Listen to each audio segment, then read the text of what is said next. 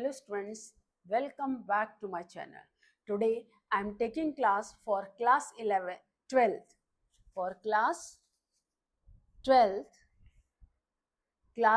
biology NCERT book, chapter 3rd, that is the reproductive health. You have learned about human reproduction system and its function in chapter 2. आपने reproductive system chapter 2 में आपको मैंने बताया. Now let us discuss about closely related the topic reproductive health. What do we understand by the term? इस term से हम क्या समझते हैं? The term simply refers to healthy reproductive organs with normal function. इसका मतलब है कि हमारे जो reproductive organs हैं उसकी normal functioning होनी चाहिए.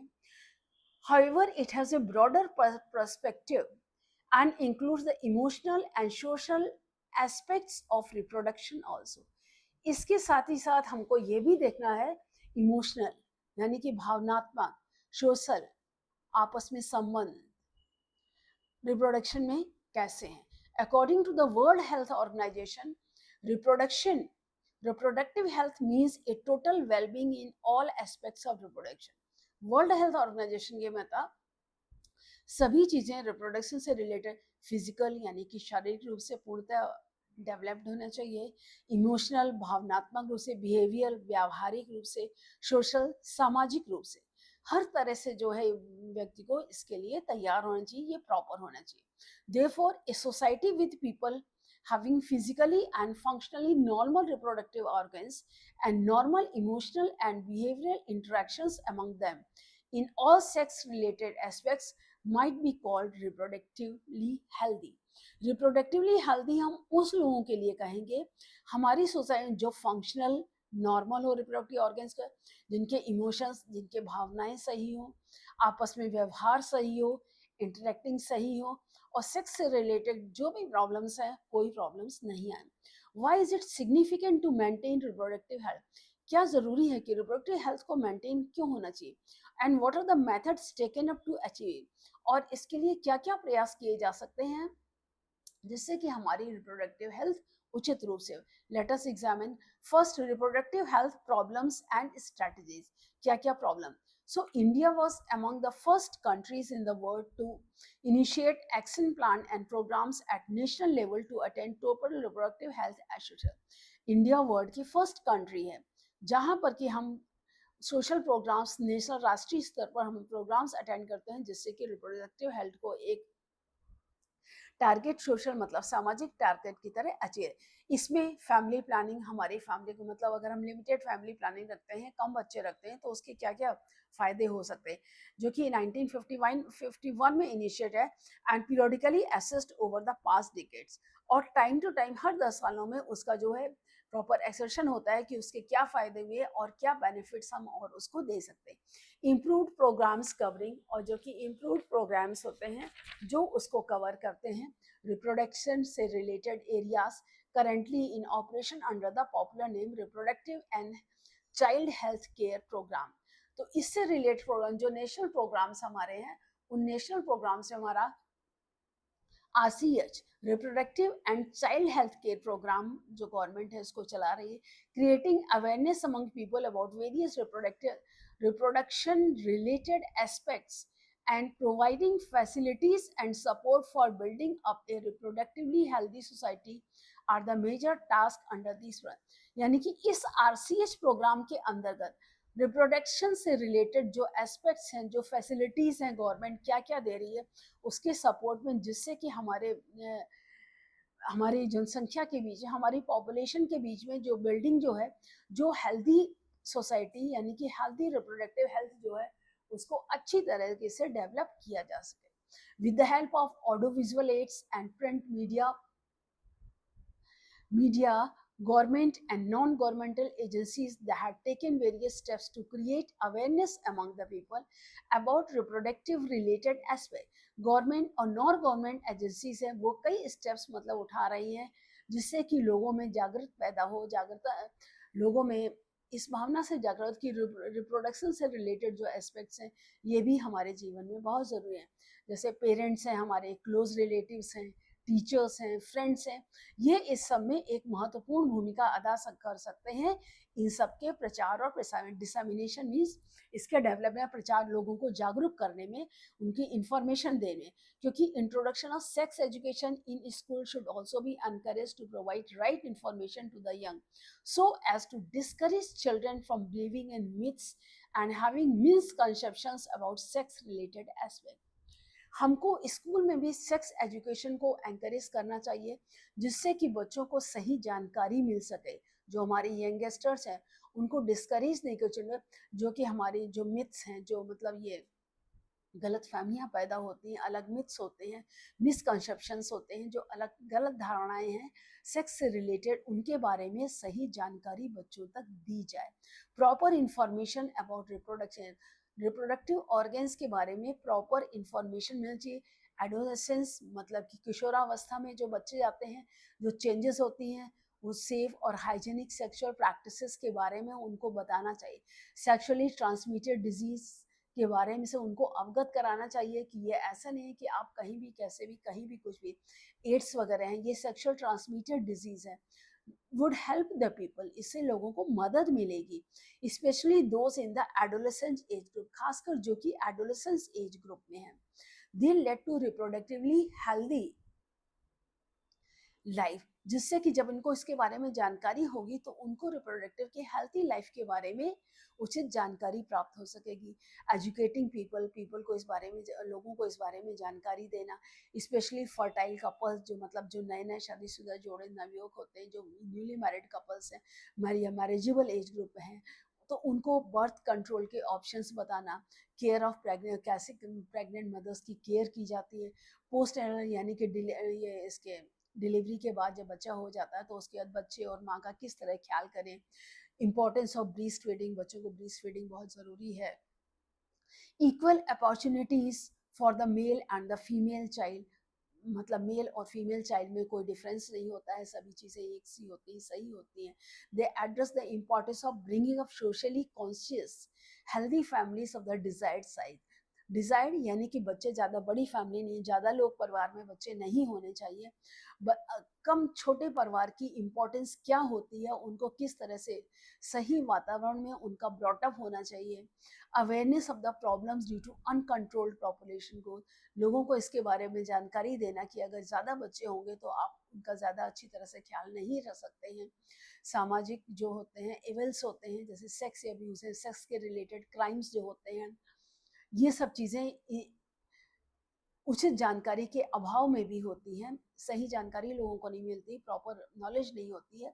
Need to be created and the people to think and keep necessary steps to prevent the there by buildup socially responsible और हेल्दी, मतलब लोगों को इसके बारे में सही जानकारी देना, सही तरीके से ब्रॉटअप, और जिससे कि मिथकों को तोड़ा जा सके, जो भ्रम पैदा किया जाता है उसको हटाया जा सके।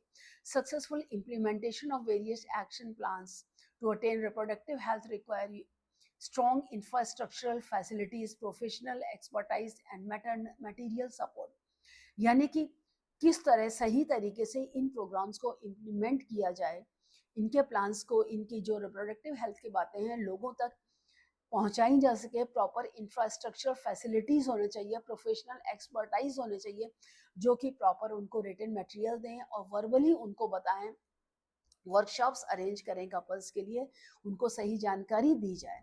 दे are essential to provide the medical assistant and to care of the people reproductive related problem, जैसे प्रेगनेंसी में है, डिलीवरी में है, ये सेक्सुअल डिजीज डिसऑर्डर्स में होते हैं, उसमें है, अबॉर्शंस हैं, कॉन्ट्रासेप्शन यूज है, मेंस्ट्रुअल प्रॉब्लम्स हैं, इनफर्टिलिटी है। तो इन सबको कितनी अच्छी तरीके से कैसे इसको अप्लाई इम्प्लीमेंट किया जाए, इनको लगाया जाए, इनको समाज में सही तरीके से सब लोगों को इस बारे में जागृत किया जाए, प्रॉपर नई स्ट्रेटजीज बना करके। from time to time required the people for more efficient care and assistant people, जिससे लोगों को बहुत अच्छी तरह से जानकारी, लोग इसके बारे में मिथक ना रहें, सही जानकारी दें।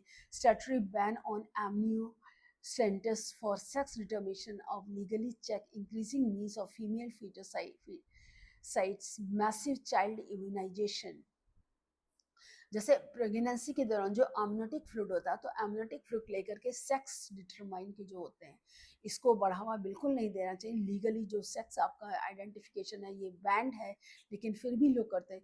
इसका यूज़ कि मतलब प्रॉपर डेवलपमेंट हो रहा है, उसमें कोई ऐसी चीज़ नहीं है, कोई डिजीज़ प्रॉपर जिसमें कि वो कनेक्शन नहीं होता है, कोई जो मैरिड डीमेरिट्स मतलब प्रॉपर डेवलप ना हो रहा हो, या कोई ऐसी some of the amniotic fluid fetus taken to light, the fetal cells जो होते हैं डिसॉल्व करते हैं to test the presence of certain, कोई जेनेटिक डिसऑर्डर नहीं है जैसे डाउन सिंड्रोम है, हीमोफीलिया है या सिकल सेल एनीमिया है, इस तरह की कोई डिजीज नहीं है। इसको करने के लिए तो ठीक है, लेकिन सेक्स डिटर्मिनेशन के लिए ये बिल्कुल भी गलत है।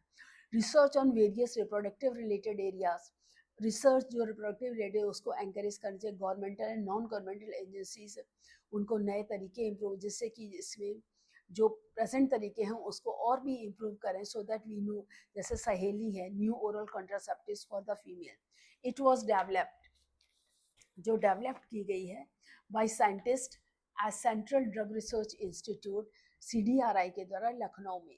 Better awareness about sex related matters, जो कि लोगों को सेक्स रिलेटेड मैटर से अवेयर किया जाए। Increase number of medically assisted delivery, जितनी भी डिलीवरी जो है मतलब हॉस्पिटल्स में हो, मेडिकल उनको सपोर्ट मिले।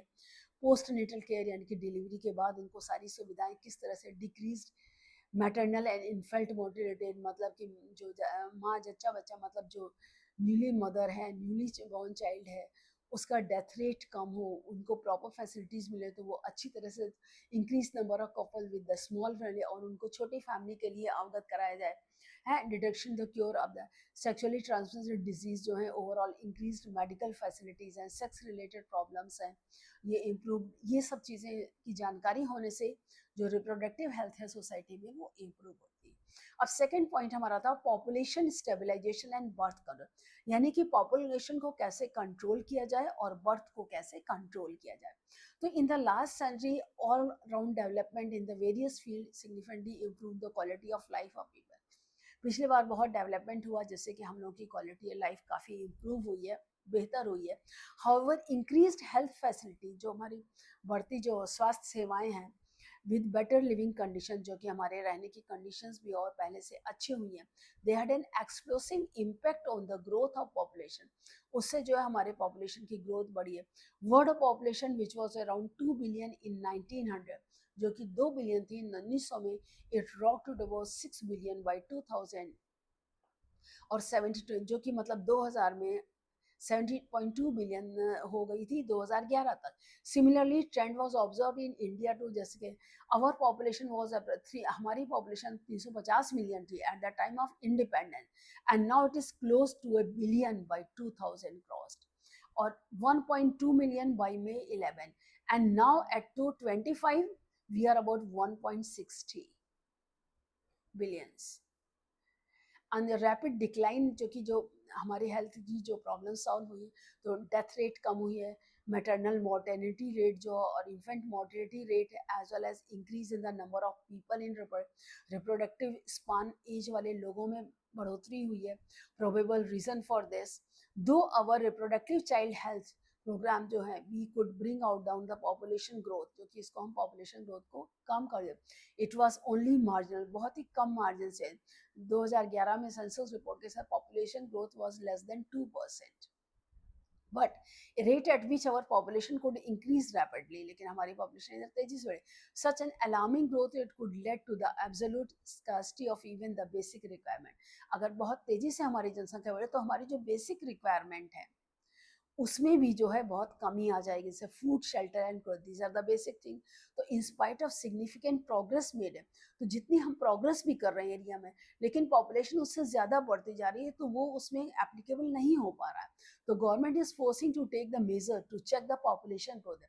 तो गवर्नमेंट कोशिश कर रही है कि पॉपुलेशन रेट ग्रोथ को चेक किया जाए, and the most important steps to overcome this population is to motivate smaller families. तो मोटिवेट करना है स्मॉलर फैमिलीज को by using various contraceptive method, जैसे advertisement in the media, posters bill showing a happy couple with two children, हम दो हमारे दो, we two our two, many couples, mostly the young urban working ones they have been adopted one child, जो urban area शहरी क्षेत्र में रहते हैं तो वो सिर्फ one child family. Started raising of marriageable age, जो मैरिजेबल एज है 18 ईयर्स है फीमेल में, मेल में 21 ईयर्स है। तो incentives are given to the couples with the small family, जो छोटे लोग हैं उनको इंसेंटिव्स दिए जाते हैं, मेजर्स दिए जाते हैं टू टैकल दिस प्रॉब्लम। तो let us discuss from the commonly used contraceptive. तो कुछ हम कॉमनली यूज्ड कॉन्ट्रासेप्टिव्स जो यूज करते हैं उसके, जैसे ideal contraceptive user friendly, easily available, effective, reversible with not at least side effect. So where जो मतलब ऐसे यूज करें जिससे कि कोई साइड, जैसे सेक्सुअल ड्राइव डिजायर है, सेक्सुअल एक्ट यूजर है, वाइड रेंज ऑफ कॉन्ट्रासेप्टिव्स हैं, they are presently available, which could be broadly grouped into the categories natural या traditional barriers, interuterine disorder, ये जो डिस्प्लेंस होते हैं, ओरल कंट्रासेप्टिव जो हम पिल्स वगैरह लेते हैं, इंजेक्टेबल्स होते हैं, इम्प्लांटेशन होते हैं, सर्जिकल मेथड्स होते हैं, इन सब चीज़ों को भी हम इन सब में अप्लाई करते हैं। जैसे नेचुरल मेथड्स हैं, working on the principle of avoiding chances of ovum and sperms meeting, periodic absentees in watch is one which method in which the couples avoid or abstain from coitus from day 10 to 10 से 17 दिनों के बीच में हमें यह सब intercourse नहीं करना है। menstrual cycle, ovulation could be expected, ovulation के दौरान थोड़ा बच के रहिएगा। as chances of fertilization are very high during this period, so it is called the fertile period। इसीलिए abstaining with coitus during this period, conception could be prevented, withdrawal of co-interrupts another method to the male partner from the vagina just before ejaculation to avoid insemination. Lactational amenorrhea, absence of menstruation, method is based on the fact ovulation, the cycle. Ovulation, therefore, the cycle do not occur during the period of intense lactation following partition. Partition यानी बच्चे की birth के बाद जब तक आप बच्चे को दूध पिलाते रहेंगे, आप फर्दर कंसीव नहीं करेंगे। Therefore, as long as the mother breastfeeds the child fully, जब तक कि मदर जो ब्रेस्ट फीडिंग करती है, chances of conceptions are almost nil. However, this method has been reported to be effective only up to a period of 6 months, जबकि ये mother सिर्फ 6 month तक ही affected है। Partition means after giving the birth to a child. As no medicines or devices are used in this method, side effects are almost nil. Chances of failure, though, in this method are also high. Other barrier methods, जैसे ovum and sperms prevented physically meeting with the help of barrier. Such methods available for both men, जैसे condoms हैं 3.1, ये देखिए just condom for the male, this one. Add barriers made of thin rubber, latex sheath used to cover the penis in the male and vagina or cervix in the male, just so that the ejaculated semen should not enter the female reproductive tract. It can prevent conception. Nirod, popular brand of condom for the male. Use of condoms increased in recent year। भाई condom का इस्तेमाल करिए, additional benefits होते हैं। STIs हैं, जैसे sexual transmitted infections हैं, AIDS हैं, इनसे भी बचाव होता है। Both male and female condom they are disposable हैं, they can be self inserted, thereby giving privacy to the user. जैसे डायफ्राम्स हैं, सर्वाइकल कैप्स हैं, वॉल्स हैं, they are the barriers made of rubber that are inserted into the female reproductive tract. जैसे ये है ना, ये देखिए कॉपर्टी है, nubber inserted to female but cover the uterus. They prevent conception of blocking the entry of sperms through the cervix. They are reusable. Spermatize creams and jellies and foams, they are usually used along with the barriers to increase. Another effective and popular method is the use of intrauterine devices, IUDs जो हैं, these devices inserted by the doctors or experts in the uterus through vagina. तो ये जो intrauterine devices presently available in non-medicated copper releasing IUDs हैं, copper THU7 है, multiload 375 है, and the hormone releasing the intrauterine ये intrauterine devices में जैसे progesterone है, LNG20 है।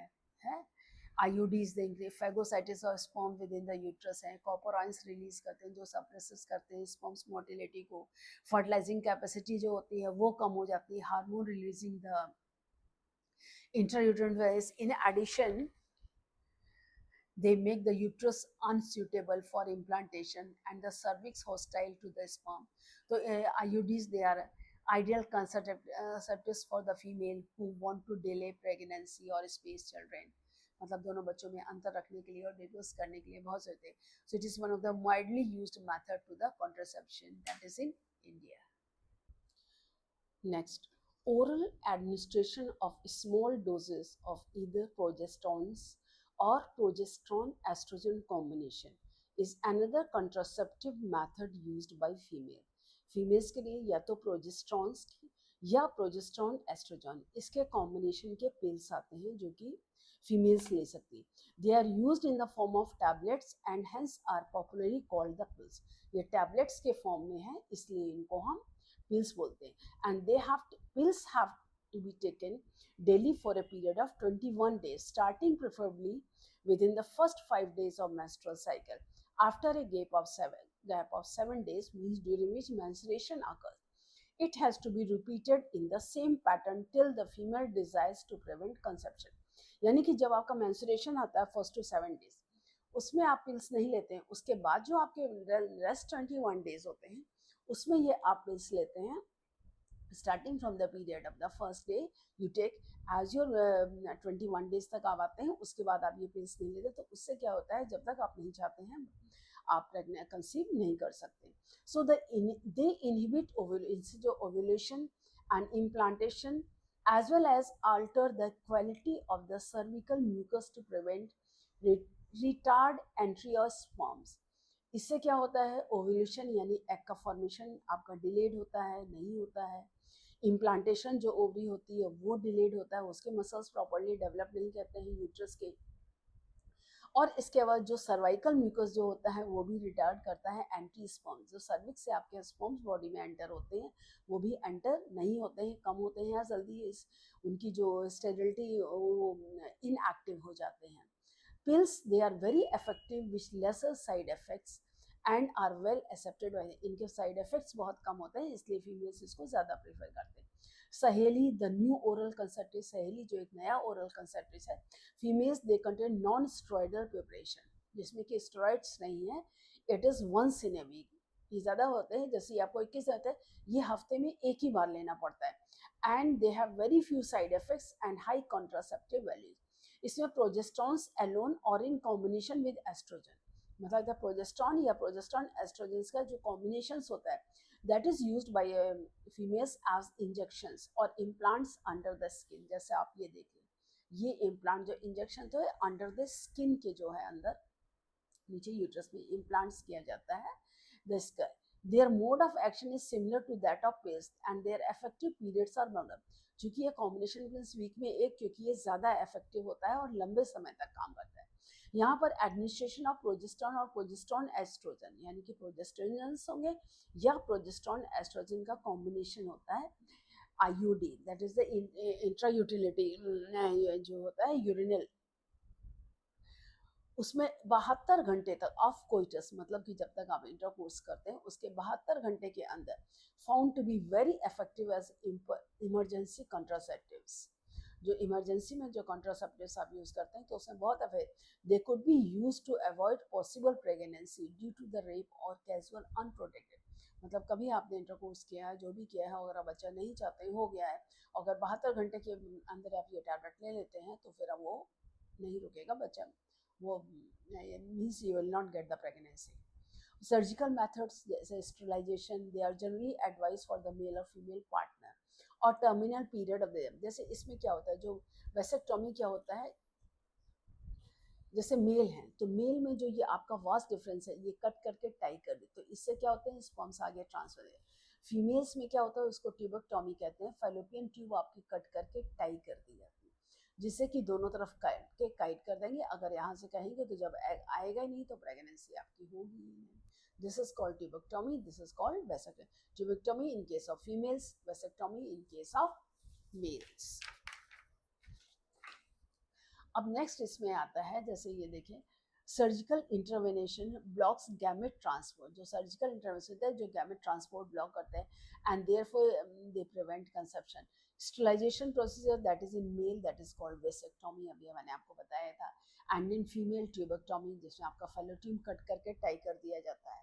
In vasectomy small part of the vas deferens is removed और tied up through a small incision on the scrotum, whereas in tubectomy small part of fallopian tube is removed or tied up and the small incision in the abdomen through the vagina. So this is highly effective, but their reversibility is very poor.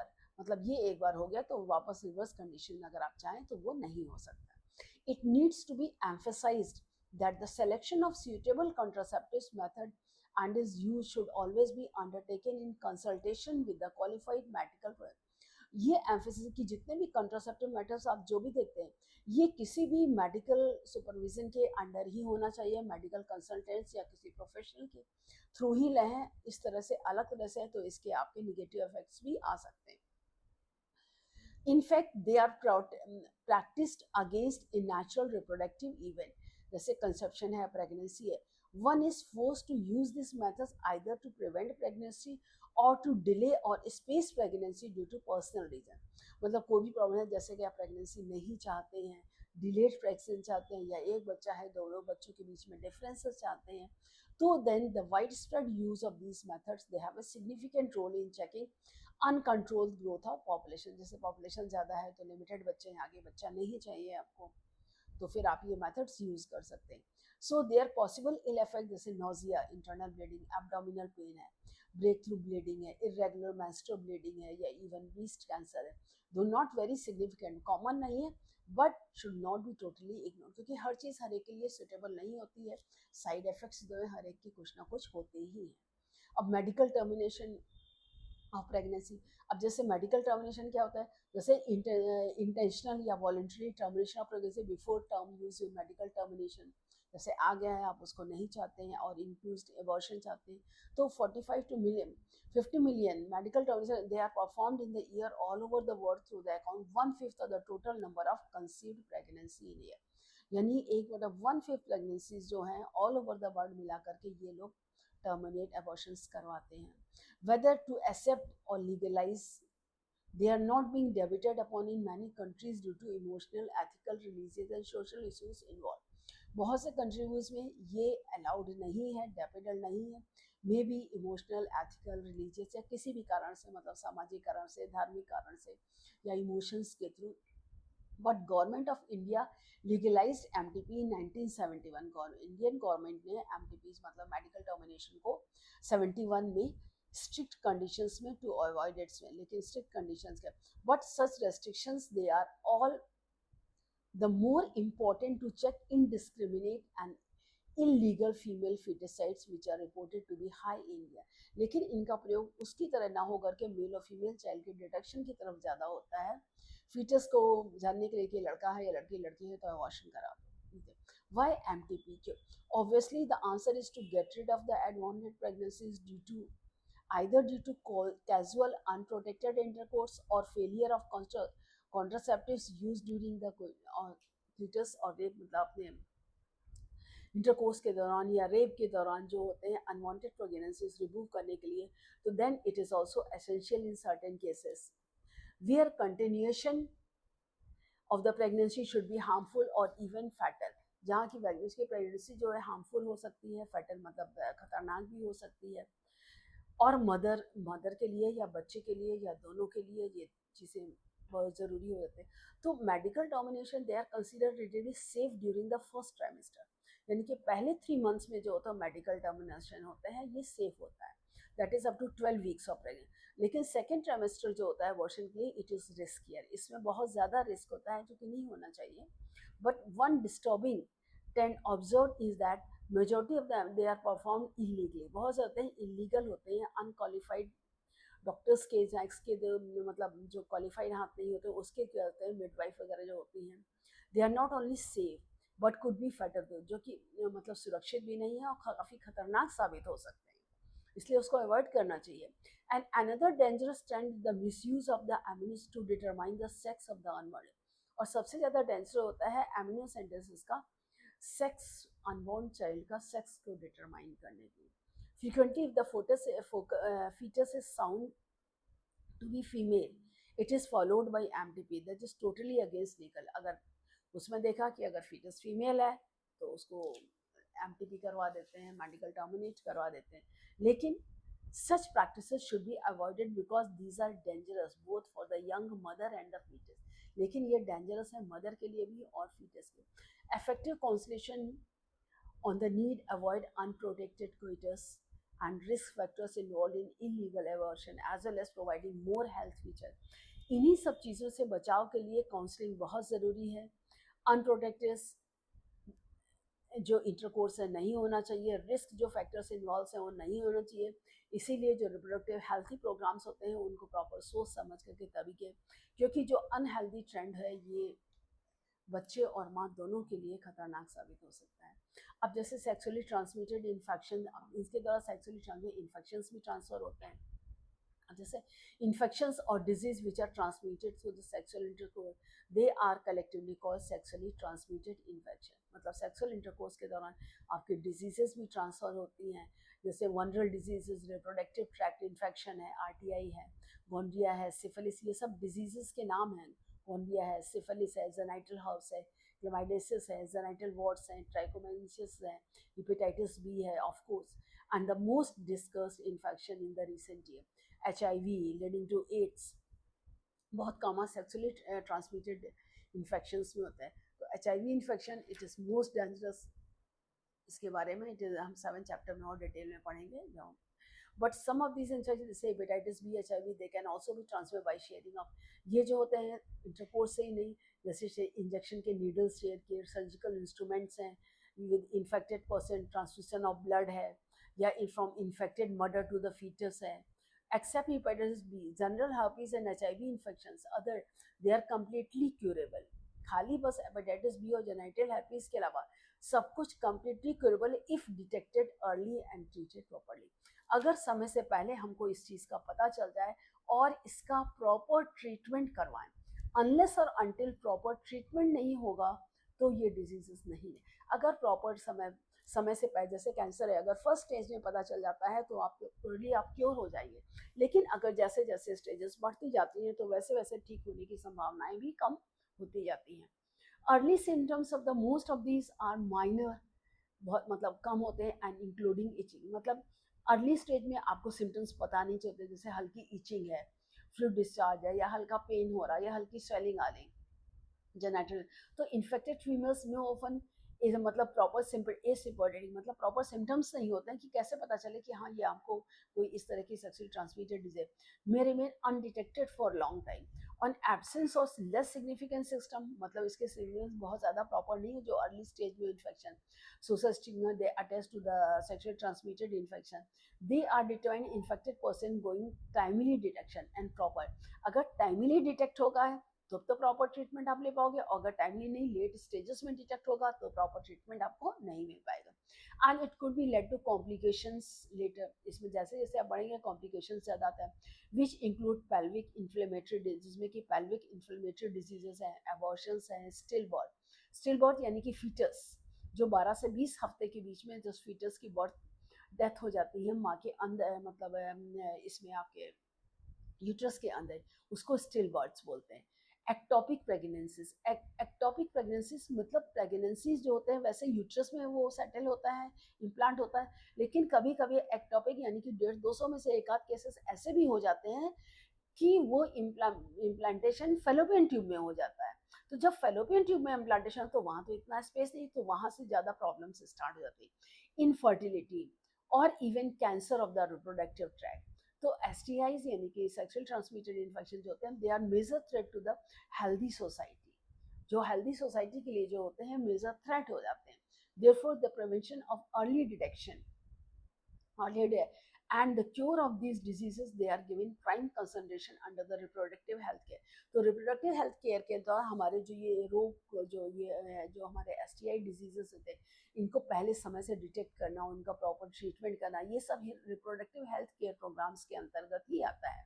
So all the person vulnerable to this, जो भी person जो कि मतलब इससे vulnerable यानी कि easily affected person है, their incidences are reported to be very high among the persons in the age group of 50. तो ये जो इन्फेक्शन है ये 15 से 24 साल के बीच में सबसे ज़्यादा रिपोर्ट है, in which you are going to belong. So there is no reason to be panic, मतलब परेशान होने की ज़रूरत नहीं है, because prevention is better than cure. So one could free of these infections by following them.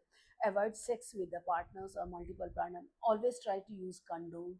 In case of doubt, one should go to a qualified doctor for early detection and get complete treatment if diagnosed with the infection.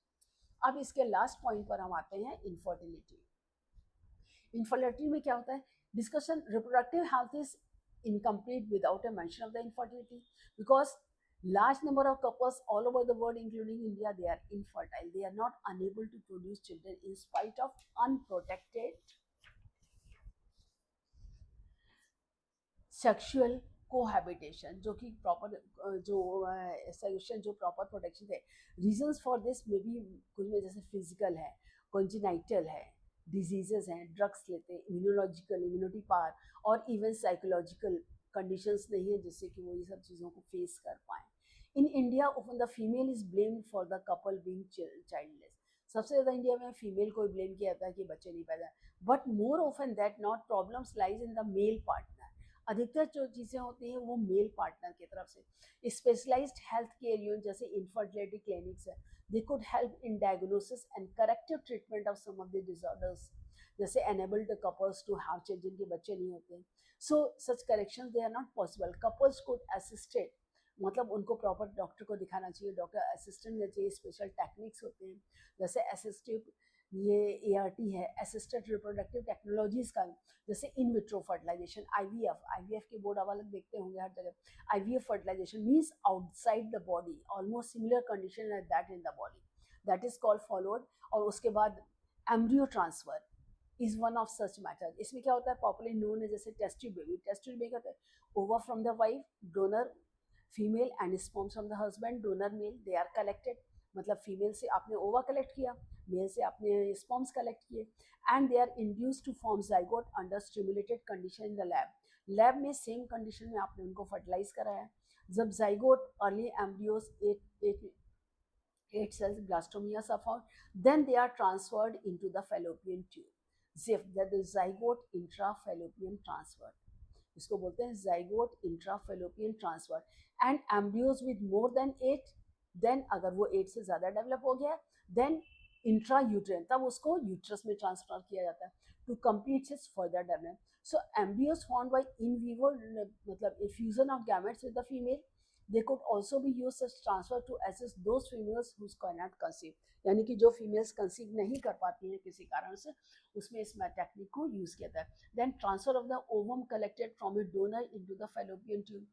Gamete intrafallopian transfer, that is another female who cannot produce one but can provide suitable environment for fertilization for the development.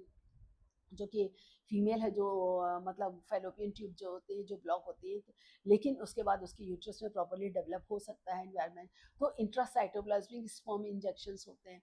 Another specialized also to form an embryo in the lab, then directly injected into the ovum. And then infertility ceases either due to inability to male partner to inseminate female due to very low sperm counting या artificial. तो direct sperms जो होते हैं उसकी body में inject किए जाते हैं आर्टिफिशियल टेक्निक इंसेमिनेशन से. मतलब so the semen collected either from the husband or a healthy donor introduced into the vagina of the uterus. Then भाई सीमेंस नहीं ट्रांसफर हो पा रहा है, उसको नहीं उसको नेट कर पाया हस्बैंड, तो आर्टिफिशियली उसको लेकर के जो हेल्दी स्पर्म्स को लेकर के इंसेमिन को लेकर के उसके डायरेक्ट वेजाइना इंजेक्शन के थ्रू इंट्रोड्यूस करते हैं, दैट इज इंसेमिनेशन का. एंड दो ऑप्शंस आर मैनी, ऑप्शंस कई हैं.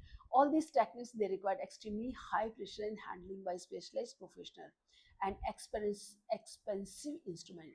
ये सारी टेक्निक्स जो होती हैं, जो भी एनर्जी इन विट्रो फर्टिलाइजेशन है, विट्रो फर्टिलाइजेशन है, या जाइगोट ट्रांसफर, जिफ्ट है इंट्रासाइटोल है, ICSI है, इंट्रासाइटोप्लाज्मिक स्पर्म इंजेक्शन है, ये सब चीज़ें काफ़ी प्रैक्टिस्ड हैंडल से होती है. They benefits are there, they are affordable होना चाहिए. Emotional, religious, social factors, they are also deterrents in the adoption of these method, since ultimate aim of all these procedures to have them, मतलब aim क्या है ultimately, ये जो सारे methods की जिनके बच्चे नहीं हैं उनके भी वो भी अपने बच्चे हों.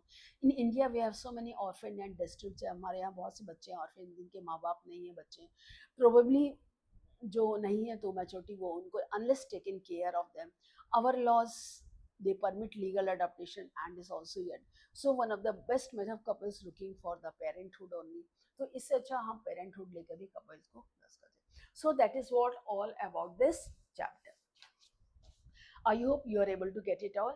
Any doubt anywhere, you can ask me in the comment section. If you like this video, please subscribe to my channel, share the video. Again, we will meet in the next video with the exercises of the same chapter.